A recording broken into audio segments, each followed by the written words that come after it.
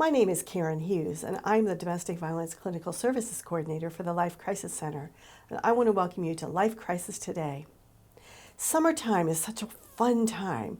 The families get together, we have barbecues, we're out and about, we're going to the park, so many festivals, going to the beach and the boardwalk. Oh my gosh, so much fun. But we also have to worry about safety. And I don't know about you, but as a parent, we definitely worried about safety, especially when my kids are little. But then we also worry about teenagers and young adults. And they're much more independent, but there's some safety concerns for them as well. So we're going to talk about that today. And with me is Summer Miles, and she is the Prevention Program Coordinator. Welcome, Summer. Thank you, Karen. I love that your name is Summer. We're going to talk about summertime. So very fitting, yes. Safety, I don't want to have to think about that, but we have to think about that. In this day and age, oh my gosh, we have to worry about that. Let's talk about our young families, because they have some worries about being out in public and, oh my gosh, what happens if I get separated from my child?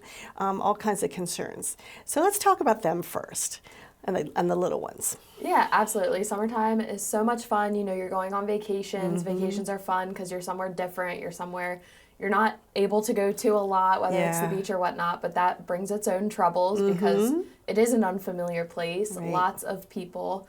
We live in such a transient area between Delaware, Virginia. You have Ocean City, obviously, a huge tourist attraction. Mm-hmm. Lots of people coming and going. Lots and lots of people that we're not quite used to year-round. Right. So some things to definitely think about if you're bringing younger children to the area.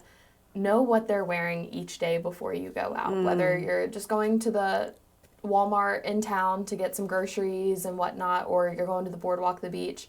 Take a picture of what your kids are wearing each morning. So if something were to happen, you were to get separated briefly, you can show a picture to the first stranger. Right. Help me find my kid. This is exactly what they look like. And you can also date stamp your pictures. Yeah. So that you know it's that day. Yep, exactly. Yeah. So just knowing what they're wearing, with that, you know, a tank top and jean shorts, that's going to blend in a lot in the summertime. Yes. Everybody's probably wearing that. Yes. So whether if you have multiple kiddos, putting them in the same outfit, it's a cute vacation idea, but it also is definitely a big safety help. You know exactly what they're wearing. Any kind of like unique pattern, bright colors, something that is easy to spot, that's going to be a good bet as well. Oh, I know some families who do that, who they have different themes for different days. Different themes for different days. Yeah. Some people have the group shirts or whatever, but you know, you don't have to have shirts made up, but putting kiddos in the same outfit so you know what you're looking for. Right. On the other hand, bright colors also help at the beach. You know, with the water, children going in the pool, crowded beach, whatever it is, a blue bathing suit, it's going to be very hard to see a blue bathing suit go underwater. Like neon colors and even some patterns are better than others, but you want to be able to see your kid and know if a glow in the dark water. would probably be a good idea. Yeah, any kind of like fluorescent bathing suit, that's going to help tell your kid apart pretty much and make sure they're staying safe in the water. Another thing is definitely phone numbers. Kiddos don't have phones, and they might not have your phone number memorized. Yeah. Whether you have a bracelet made that has your phone number on it, you on the tags of their clothes you put Sharpie. You know, like in their shoe, put a piece of paper that has your phone number on it, something like that. Right. And then instruct the child, if you ever get lost from me, tell somebody to look at the back of your shirt. Like, just tell them where they need to look to have your phone number. I also taught my kids really young. I sang it. Now, I'm not going to sing today, but I can do a little beat to it. Let's use the hotline number, okay? So it's 410-749-4357. Yeah. I mean, that was a really easy way for my kids to learn their phone number. And I think they were as young as 3 when they learned it. Because you just get that beat going, and then you march around the house as you're teaching it. And then I think it was my son, who actually had to, I don't know why he had to use it, but they said he sung the name. I'm like, yes, that's okay. Yeah.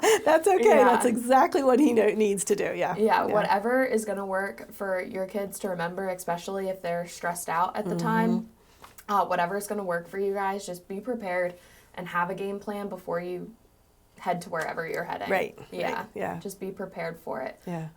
Sometimes like air tags. Oh. They're great to use. They make certain shoes make a sole in the bottom of the shoe that has like a little cutout for the air tag to go in, so it sits comfortably. Okay. So something like that isn't bad to invest in, especially if you're going to like the boardwalk at night or an amusement park or something like that. Yeah. So that's always a good idea as well. Or slip it in their pocket or something. Yeah.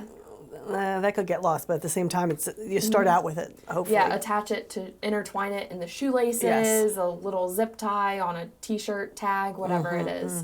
But definitely just have a plan. Yeah. And know what your kind of last line of defense is going to be.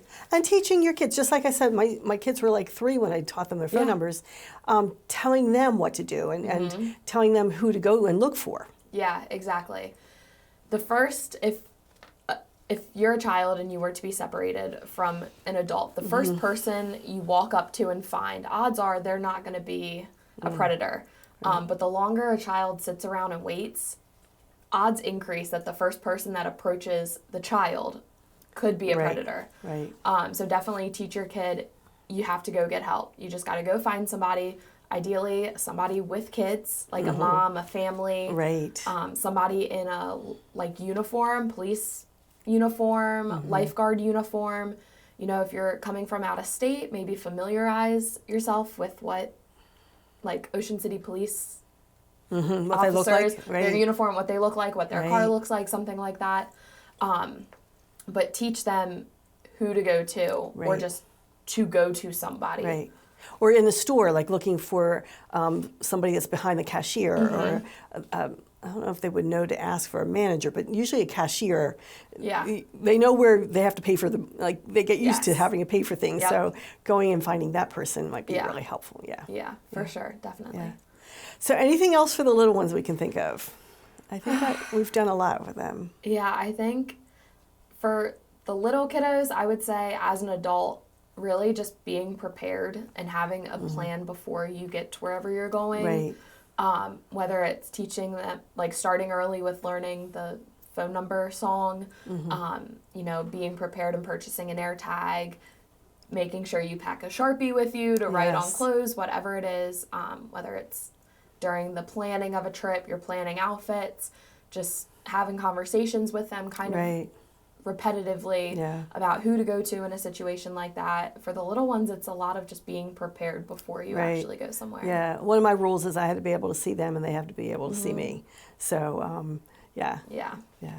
Well, okay, so now we get to the teenagers and the young adults. They're a little bit more, they think they're invincible, you know, but at the same time, safety is a big concern. Yeah, that eagerness to be on their own and that confidence can get them in trouble sometimes. Yes. So we definitely want to be prepared for it.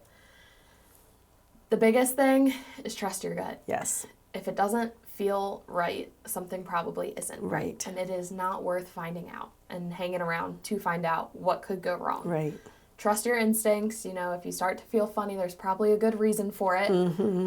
Make sure you grab your friends and kind of get out of the scenario. Being with friends. I was just going to think about that, Grabbing your friends, The buddy system. Buddy system. More than 2. More than 2. If it is just a girls' trip and it's 2 of you, that's all you're working with, that's okay. But really, like 3 is a really good number, especially for females. You can easily get lost, just 2 of you, kind of in a crowd. There's power in numbers. Right. For sure. Definitely. Not leaving friends to go back with somebody else or like, hey, the Uber's here. Oh, I'm having fun. I don't want to leave. Nope, we're all going to leave at the same time kind of deal. Having that discussion before you even start. Yes. That no leaving behind. Yeah, nobody left behind. It's not a bad idea to have a designated individual who might not consume as much alcohol or other substances before you go out. Even if you are using a ride share like the bus in Ocean City, Ubers, Lyfts, anything like that, you're thinking, great, nobody has to be the DD, no designated driver tonight. You still want to have somebody who's probably not, you know, consuming as much as everybody else so that they're able to have that situational awareness. Keep a level head. Have situational awareness, have an idea of what's going on and be able to trust their instinct. And if things go wrong, hey, buddies, let's get going. Time to go. Yep. Yeah, absolutely. Yeah. Also, I think like code words or some kind of safety word or something like that. Yeah, it's not a bad idea to have like a weird phrase like if our code word was coconut. Did you taste any coconut rum in your drink? Just something like very that you could easily insert into a conversation without red flags going up. Right. But everybody kind of knows, okay, something's weird, and she doesn't feel safe enough to just say, something's weird, can we leave? Right. Whether it's somebody I'm talking to or... That creepy guy. The creepy guy, like, hey, he said he got the coconut crush. Like, how do we feel about that? Just something as silly as that. Yeah. Yeah. Yeah. But say I'm with my friend and she went to the restroom. And the creepy guy approaches me. And I'm still waiting, but at the same time, I'm getting more and more anxious. I know there are things I can do even then. Like, can go to a different group of people. Yeah. Alert somebody. Yes. Yeah. I would say just go to the bathroom because that's where any kind of separation is going to happen. Yeah. But definitely, if you see a group of girls, go up and act like you know them or something. If you see another female or maybe a couple, just act like you know them. Even if you have to say, can you pretend you know me from somewhere for like 5 seconds until this guy leaves me alone? Right. Most people are going to be like, oh my gosh, I haven't seen you in forever, and really welcome that one, you felt safe enough to go up to them. Yes. Because that is like, it's almost a compliment. Like, you look like nice people I can trust. Right. You're not going to be, nobody's going to be really put off by that. Yeah. They might not understand what you're saying at first. But that kind of girl code should definitely be there. Should help, yeah. Yeah. So we just talked about if I'm waiting for my girlfriend to come back. But what if I'm alone?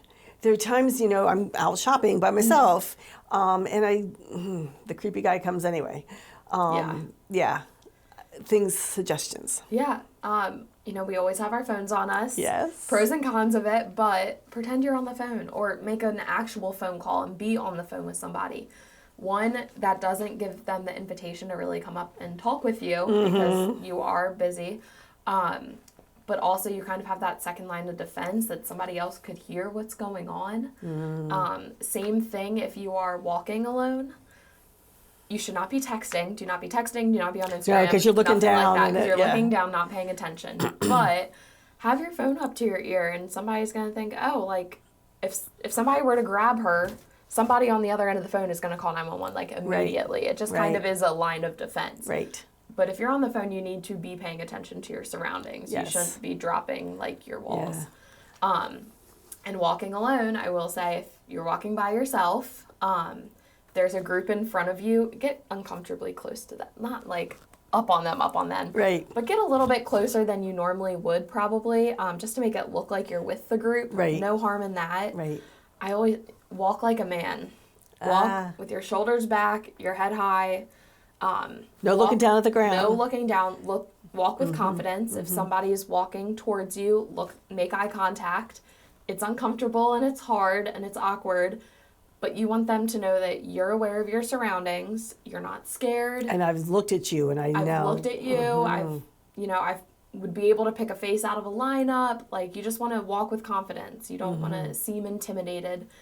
If you have car keys, put car keys in between your fingers. Yes, we as women, we know how to we do that. Yes, we do that. We never leave a store without our keys in our hand. Yep, keys in the hand. Walking alone, I'm trying to think of other things. There are apps nowadays that you can download onto your phone, and it's as simple as you kind of hold the button. If your finger releases from the button on the app, you have like 3 seconds to type in your code, and if you don't type in your code, it immediately alerts local law enforcement and your emergency contacts. Oh. So that's something neat. Okay. So like if my phone were to get stolen, it would alert. Right.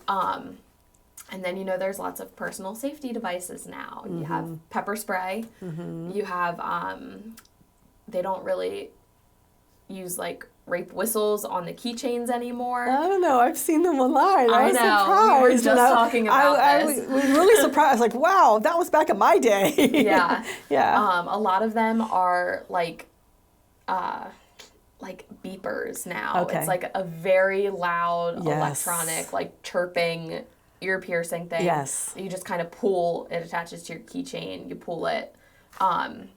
That's a good device. And then the pepper spray. There have been lots of conversations about this. Yes. About how it can be turned to use and be used against you. Right. Mm-hmm. But also there's a spray back. Yeah, there is a spray back. I would say if you are going to carry pepper spray, you should invest and order the practice version of whatever pepper spray you got and practice using it. Okay. It's not going to be worth any good to you if you're scared to use it, if you're not confident in using it, if you don't know how to use it. Right. Definitely take the time and like know how to do Learn. it and understand, you know, what using pepper spray is. Yeah. There's something called muscle memory, and I think that's what I think of when you describe it that way. Because once you've done it, you've already practiced it. Yeah. So if you have to do it, Correct. you've already done it. Yeah. And they make the practice versions that don't like have a spray, so you're not wasting it, because nobody wants to spray it, waste it, and then you're inhaling all that and it's gross. But they make the practice versions that, I don't know if it's like water or just air that comes out, but it gets you used to like just spraying it, how hard you need to spray it, how far it goes, like that kind of thing. Okay. And I will say be careful with pepper spray though, because a lot of the bigger bars and restaurants in the area, they are going to consider it a weapon. So they might confiscate it before going into the establishment. That maybe get the chirper one. Yeah. So the chirper might be a safer bet, Yeah. or the app on your phone or something like that. Now, I'm not saying don't have pepper spray or it's a waste or anything, but just Not going to the club with it. know what establishment you're going into, what their rules are before that's your only line of defense. Yeah. You mentioned Ubers and Lyfts earlier. So, safety for them, because I know that there's a lot of things in the news about people not being safe in them. Yeah, Ubers are great. You know, the like drunk driving has decreased. You have a safe place to get somewhere. It is great. It comes with its own challenges. You know, you are getting a ride from a stranger, which everybody has been instructed their entire lives not to do. Not get in the car with a stranger. Don't get in the car with a stranger, Right. but now we are paying to get in a car with a stranger. Make sure the profile that you have booked through your Uber app is exactly who is showing up. Right. If it says it's a female driver and there's a male driver, or vice versa, the license plate needs to match. The car color needs to match. Everything better match what you have on your phone. And if it doesn't, cancel it. Take the couple dollar fee for canceling it. When you call them later to complain about it, they will reimburse you for it. Right. Eat the $5 at the time and call another Uber. It is not worth it. Right. Right. Yeah. And sometimes I know that you can sometimes do a ride share versus an individual. I know when I've been in like New York City, and I don't know the people, so I felt very unsafe. So I chose to pay a little extra. Yes. So that I felt safer. Yeah. I would advise against any kind of ride sharing thing like that, just because you don't know who's in the car, who's getting in the car. Your stop might be first. You might be directly showing them what apartment, like without knowing. Yes. You're showing them exactly where you're staying. Yeah. Yeah. Yeah. So where you're staying, let's talk about hotels. Yep. Oh my gosh. Yeah. There's some things we have to worry about there too. Airbnbs, all of it. First and foremost, when you're checking in, concierge should know to not say a floor number, or maybe a floor number but not a room number out loud. They should write it down on your key card, because you don't know who's in the lobby or who's overhearing that. So if you think they're gonna say it, maybe just ask, like, can you just write my room number down for me, instead of saying it out loud. But they should be trained to know not to do that. Yeah. When you get to the hotel, you know, make sure the door closes. Make sure the door is locked when you get there. It's not just open. Make sure that, you know, the windows are locked. Check everywhere before you kind of settle in to make sure everything seems good. If you can use that little latchy thing to keep it open, the door, so that you don't get locked in or locked out. Yep. You want to look for, you know, recording devices. It's a big thing we're starting to see now. Most of the time it's like an outlet, a smoke detector, a lamp or something like that. The telltale sign that there's a recording device is going to be like a red blinking light. Okay. So if you see a red blinking light coming from the outlet, right, ask some questions. I had a girlfriend just recently, the door wouldn't lock at all. And just she felt so unsafe that, and she wound up going to a different hotel because they wouldn't change the room. Yeah, it is not worth it. Yeah. You can dispute it with your credit card. Deal with calling management later, but get yourself into a safe hotel that evening. If you can request a room that doesn't have a conjoining room, that's always a good idea. They do make, Amazon has a lot of like door stop alarms. So if they're going to make you stay in a conjoining room, if you have maybe 2 of them, they're under $20 a piece. Right. Put them on the door for like at nighttime and, make sure you do all the locks and everything, cover the peephole with something, like do all that. But if you need one of those like door bar stoppers to kind of jam it, or that alarm that's going to go off if the door moves, there's a bunch of different but there's TikTok also ideas. TikTok and YouTube of using the hangers that are in the room, and how you put it on the different locks, and it just locks it all up while you're in the room. It's like, wow, There's a bunch of neat tips and stuff. I've seen those kind of only work if the doors are set up a certain way or whatever. Right. But if you're going on a vacation and safety is something that should be a priority to you, definitely invest. And, if you end up not using it, return it afterwards. It does no harm. You have no idea. Or you may travel again. I would say you're probably going to travel again, and it's good to have on hand. Yeah.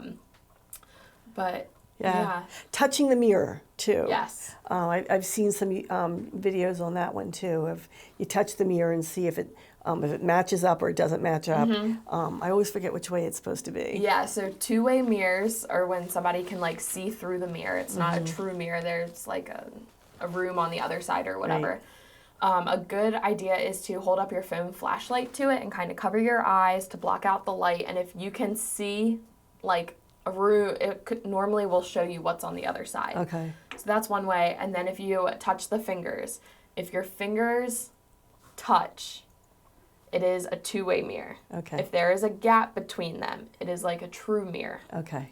So that's something, but you're probably not going to remember that. So look it up when you touch the mirror. Which I know. one you're looking I know. for. I've seen it so many times that I don't remember. Yeah. How about your phone and emergency? You mentioned this earlier. Emergency contacts. Putting that in the phone. Yep. So before any kind of trip, if we're going on a girls' trip, even though my mom's my emergency contact or my husband's my emergency contact, I would put who I'm on the trip with as my emergency contact. Don't take the other people off, but maybe move them just down the list a little bit. Okay.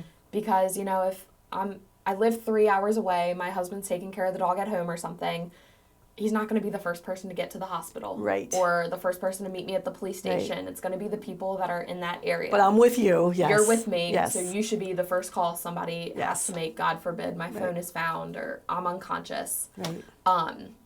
And I've been teaching people this lately. If you go to turn your phone off, and we learned it's with Apple products and Android products. If you go to turn your phone off, it pops up like if you press the buttons, it says like turn phone off, medical information, and then it has emergency call or something like that. Right. Every phone will let you call 911 or an emergency phone number, even if it's turned off or it's not in service anymore. If I don't have the password for it, you can always call 911.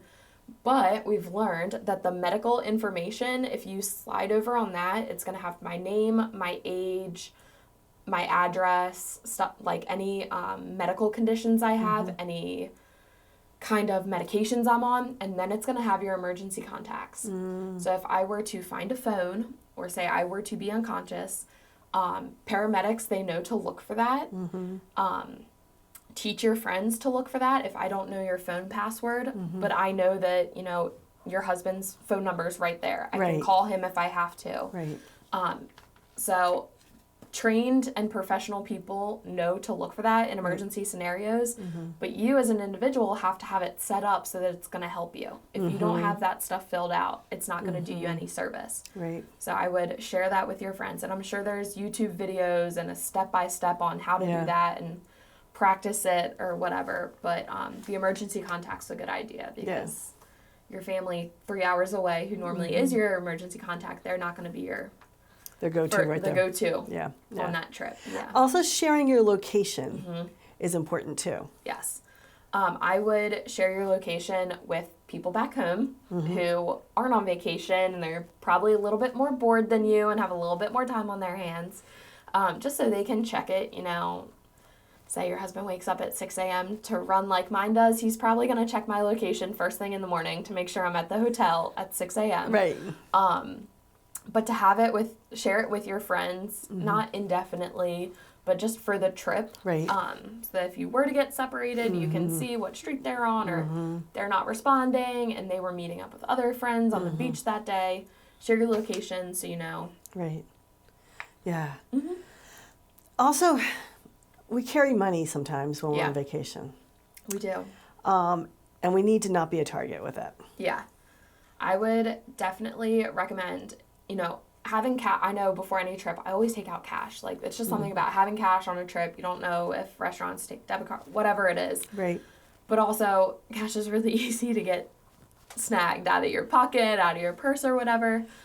You definitely don't want to make yourself a target. So carrying the big designer purse or big flashy jewelry might not be the best idea, especially depending on who you're, you know, on vacation with or going out with. It might not be necessary. I get that we want to show off and wear our best outfits, but Of course. you are definitely making yourself a target. You also don't want to leave it in the hotel room because it could get stolen there. Right. So it's best to probably leave some of that stuff at home. But then, like, cash, you definitely want to have more than one, like, debit card or credit card, especially since sometimes if you're in an unknown area, the bank will flag it for weird behavior. Call in advance. Call your bank in advance. Call them in advance. Yeah. And, you know, if I forget to call, at least I have my credit card I can use while they're investigating my debit card or waiting for me to tell them, hey, this is me. And then cash, carry it in a discreet way. Obviously, your wallet is a safe place, but especially if your purse doesn't have a zipper or anything like that, it's easy to just reach in and everybody's grabbing the wallet. They're not grabbing anything else in there. I have seen a tip and heard it online. If you take cash and roll it up really tightly and you take like an unused tampon applicator and actually like empty the tampon from it and keep the plastic and you put the cash in the like tampon applicator and then back in the like plastic Nobody's wrap. going to go into that. Nobody's going to go into that. When I saw it, I was like, that's kind of bizarre, but also kind of genius. Yeah. Nobody's going to think of it, and it stays in normally there's at least one little zipper pocket in your purse kind of for feminine products, so putting it in that is a little bit safer, and nobody's going to messing with that. Your tampons, so it's probably a safer idea. Yeah. Well, Summer, thank you. Thank you. Lots of information. Thank you. Good. Thank you. And I hope you got some information up today for your safety. It is, have fun. It's fun. It's summertime. Have fun. Go out and enjoy yourself. But be safe. But we also have a lot of services that the Life Crisis Center can help you with if you do have some questions. We do have a 24-hour, 7-day-a-week hotline, and that number is 410-749-4357. You can go online. You can go to www.lifecrisiscenter.org. We also are part of the National Suicide Hotline, and that number is 988. We're part of 211. There are lots of ways to reach us. We have some other programs. We do a lot of issues on abuse, but we also have the Regional Human Trafficking Program, as well as a CASA program, which is a court-appointed special advocate for when there's been child abuse. So reach out. Don't worry. Don't worry that you don't know where to go or who to ask. We have some resources. Reach out and find out. I also want to thank PAC 14 for making this show available. Thank you.